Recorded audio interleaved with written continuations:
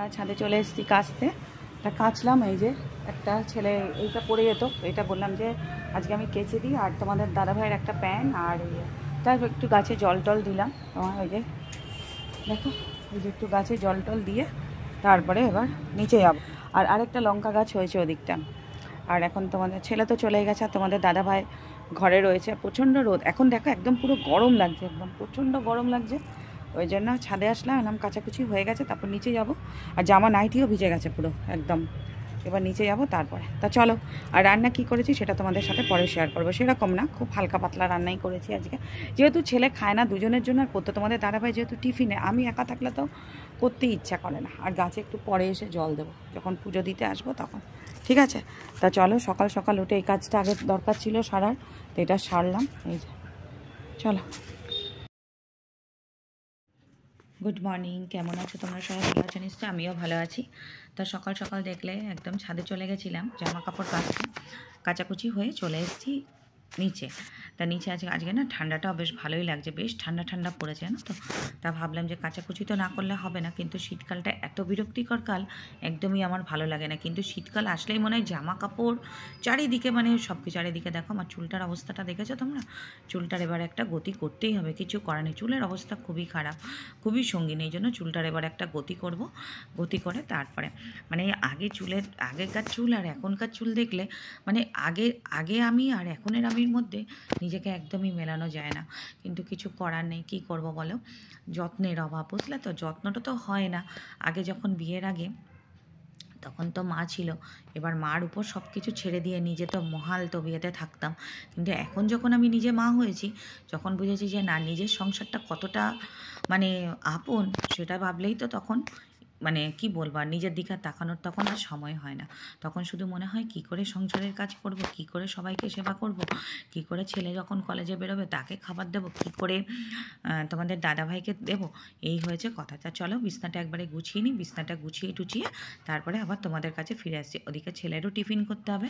আজকে কিন্তু অনেকটাই সকাল সকাল উঠেছি, কিন্তু দেখলাম একটু রোদ ছিল, যার জন্যই জামা কাপড়টা কাচলাম। আর ছেলে 9টায় বেরোবে, তার জন্য ও একটু ভাতও খাবে। ভাতটা ওদিকে বসিয়েছি, ভাতটা বসিয়ে দিয়ে আমি এদিকে কাজটা করছি, ঠিক আছে? তা চলো, এখন অপেক্ষা কখন গরমকাল আসবে সেই অপেক্ষা করছি।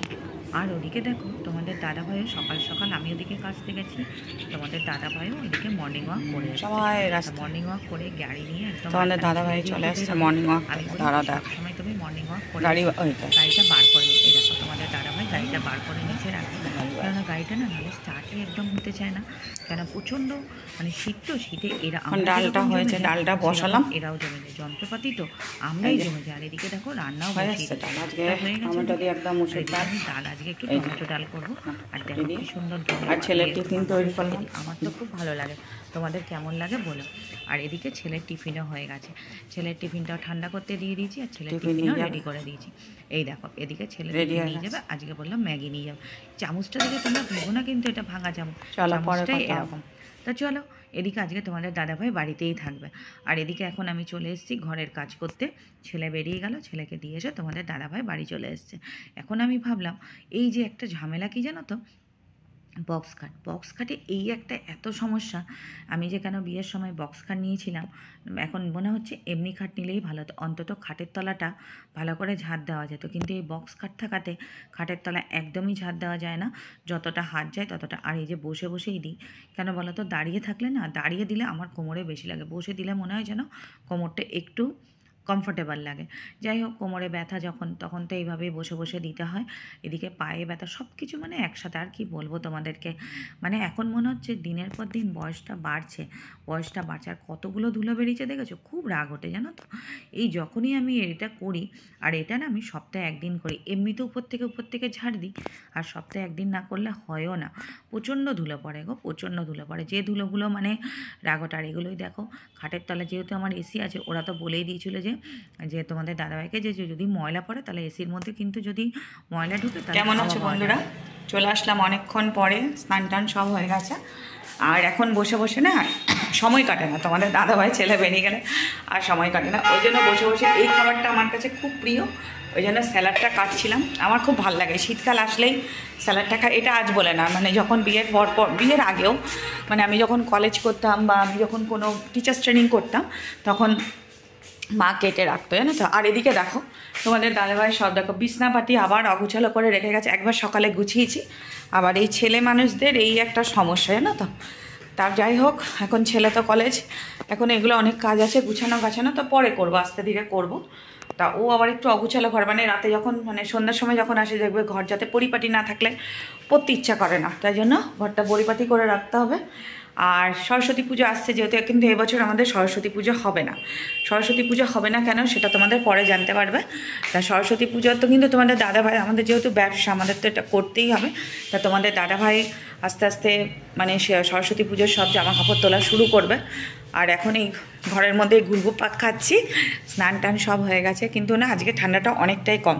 কিন্তু আমার কেন যাই না কালকের থেকে না এই ঘাট থেকে একদম মানে প্রচণ্ড মানে মাথার এই পশ্চানটা পুরোটাই মানে ঠান্ডা লেগেছে নাকি যাই না, প্রচণ্ড ব্যথা করছে।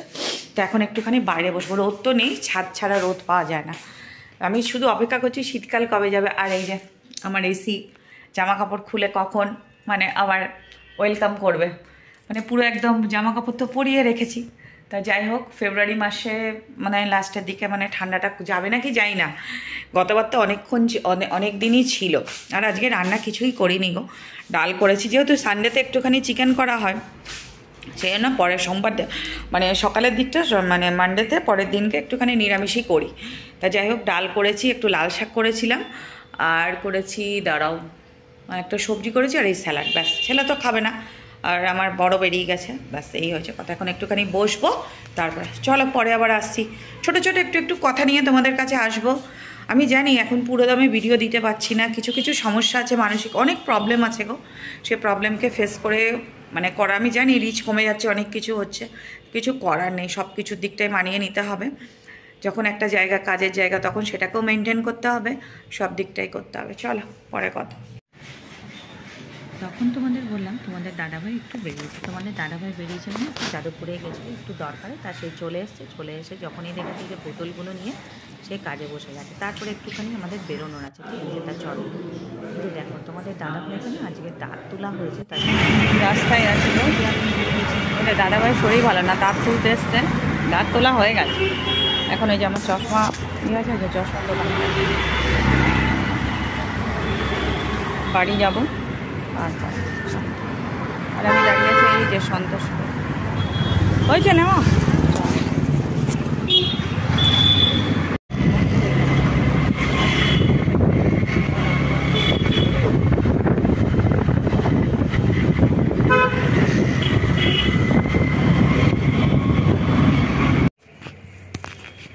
হয়ে গেছে দুপুরবেলা, তোমাদের দাদাভাইকে নিয়ে আসার পর খেয়ে দিয়ে তোমাদের দাদাভাই শুয়েছে, তার তো খুব যন্ত্রণা হচ্ছে। এবার আমি যাচ্ছি একটুখানি ছাদের জামা কাপড়, বললাম না সকালে জামা কাপড় যে দিয়ে গেছিলাম, সেই জামা কাপড়গুলো তুলতে যাচ্ছি। তো যাই হোক চলো জামা কাপড়গুলো একবারে তুলে নিই। জামা কাপড় তোমাদের তখন বললাম যে কেচেছি, তারপরেও স্নানের পরে আরও একটুখানি কাঁচা হয়েছে, কিন্তু সেগুলো তোমাদের সাথে শেয়ার করলাম না। তা দেখি ছাদে এসেছি, ছাদে দেখলাম যে একটুখানি ভালোই রোদ আছে। তা চলো দেখি নিই এরকম আছে। আর এখন একটু হয়ে এসেছে, জামা কাপড়গুলো মোটামুটি চলো এখন কিন্তু সন্ধ্যাবেলা দেখাবো তোমাদের কত সুন্দর লাগছে ছাদ থেকে, বেশ একটু সন্ধ্যার সময় না। তো এই দেখো মোটামুটি শুকিয়ে গেছে, এগুলো আবার পরে কেচেছিলাম। এই দেখো দেখেছো সূর্য অস্ত যাচ্ছে, কি ভালো লাগছে না দেখে, খুবই ভালো লাগছে। তোমার জামা কাপড় নিতে চলে এসেছি, দেখেছো ছাদের মধ্যে। ছেলে আসবে ফোন করলো, তা দেখলাম এইটা শুকায়নি, জানো তো ভিজা রয়েছে। তো আজকে রোদটাও সেরকম তেজ নেই আর শুকায়ও নি। আচ্ছা কালকে অন্য সোয়েটার পরে পাঠাতে হবে। চলো নিচে গিয়ে কথা হবে। আর এগুলো ছোটো যা দিয়েছি জামা কাপড় সব দেখো, গাছের মধ্যে ফুলগুলো কি ভালো লাগছে না, বড় হয়েছে দেখো ফুলগুলো কত।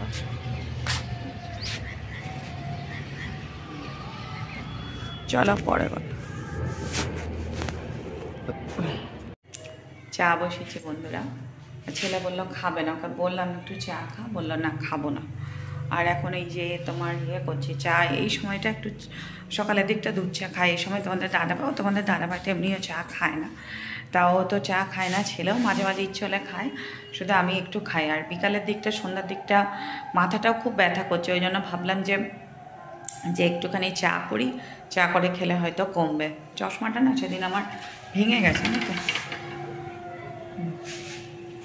চশমাটা সেদিন আমার ভেঙে গেছে, তোমাদের দাদাভাইকে বললাম চশমাটা নেই বলে আরও অসুবিধা হচ্ছে। চলো চাটা করে নিই। আর এই সময় চায়ে একটু চিনি দেবো না, এই সময়টা চিনি ছাড়াই চা খাই, বুঝলে। চলো পরে কথা হচ্ছে। কলেজ থেকে চলে এসছে, আসার পর একটুখানি তোমাদের বলেছিলাম চিকেন যখন করি না একটুখানি রেখে দিই, তা ভাবলাম একটুখানি পকোড়া করি। তার যাই হোক, তোমাদের দাদাভাইকে জিজ্ঞাসা করেছিলাম, সে তো খাবে না, তার ব্যথা করছে দাঁতে, তো এখানে ভাবলাম একটু চিকেন পকোড়া করি, ছেলেকেই করে দেবো আর আমি একটুখানি খাবো। আমার না বাইরের খুব আর যার দাম গো, বাইরে এইটুকুটুকু আমাদের এখানে চিকেন পকোড়ার প্রচুর দাম, তা ভাবলাম যে না, এই একটা বুদ্ধি আমি বার করেছি জানো তো, যখনই চিকেন আনে তখন কিছুটা চিকেন রেখে দিই। আসলে বলে না, সাংসারিক গৃহিণীরা কিন্তু একটু বুদ্ধি ধরলে তবেই সংসারে উন্নতি হয়। তা চলো, তোমার দাঁতে ব্যথা কেমন আছে বলো? ভালো আছে দাঁতে ব্যথা?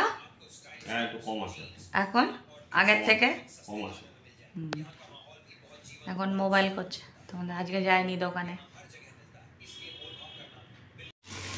রাতে রান্না নিয়ে চলে এসেছি বন্ধুরা, এই যে এখন ভাত বসিয়েছি আর এখানে পনির, আর ভাতটা একটু নরমই করতে হবে,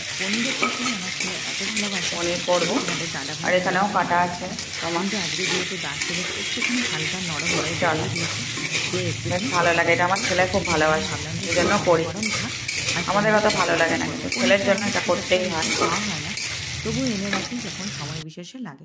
ঠিক আছে, তা চলো পনিরটা দেখো তো কীরকম হয়েছে। এখানে ক্যাপসিকাম দিয়েছি, মটরশুঁটি দিয়েছি, একদম নিরামিষভাবে করছি, আর টমেটো আর যা যা মশলা দেওয়া সেই মশলাগুলো দিয়েছি। দারুণ লাগে জানো তো, আমার একদম স্পাইসি জিনিস কোনো দিনই পছন্দ নয়, একটু হালকা পাতলা হবে সেই জিনিসটা খেতে আমার কাছে খুব ভালো লাগে। বেশি স্পাইসি তখনই আমি খাই যখন চিকেন বা মাটন তো খুব একটা আমাদের খাওয়া হয় না, কিন্তু চিকেনটা তো আমি খুব একটা বুঝে সুঝে দিই। তা চলো বন্ধুরা, আজকে কিন্তু আর বেশি কথা বলবো না, এইটুকুনিই থাক, পরে আবার তোমাদের সাথে দেখা হবে। তোমরা সবাই খুব ভালো থেকো, সুস্থ থেকো, আর আজকে এইটুকু ব্লগেই শেষ করছি।